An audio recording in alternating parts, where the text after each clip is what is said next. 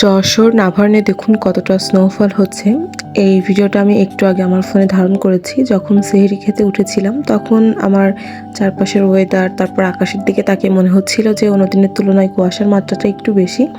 তো তারপর সেহরি শেষ করে যখন অজু করব, অজুর টাইমে আসলে আমি নিজেই দেখে অবাক, মানে এতটা স্নোফল হচ্ছে। আপনারা ভিডিওতে কতটা বুঝতে পারছেন আমি জানি না, তবে সামনাসামনি অনেক বেশি আর কি স্নোফলটা হচ্ছিল, মানে দেখতেই অসম্ভব সুন্দর লাগছিল।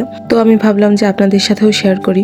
আপনারা কতটুকু বুঝতে পারছেন আমি জানি না, তবে বোঝার তো কথা, মানে ভিডিওতে যতটুকু আমি বুঝতে পারছি নিজে করার পর যে অনেকটাই বোঝা যাচ্ছে যে কী পরিমাণে আসলে স্নোফলটা হচ্ছিল। অন্যান্য দিন এতটা স্নোফল বা কুয়াশা তেমনটা থাকে না, তবে অন্য দিনের তুলনায় আজকে কুয়াশার মাত্রাটা অনেকাংশেই বেশি। তো স্নোফলই তার জলজ্যান্ত উদাহরণ বা প্রমাণ। ভোরবেলা এমন এত সুন্দর একটা দৃশ্য আসলে স্বচক্ষে সামনাসামনি দেখে ভিডিও করার লোভটা সামলাতে পারলাম না, আর ভিডিও করার পর আমি আপনাদের সাথে শেয়ার করবো এমনটা তো বরাবরই হয়ে থাকে।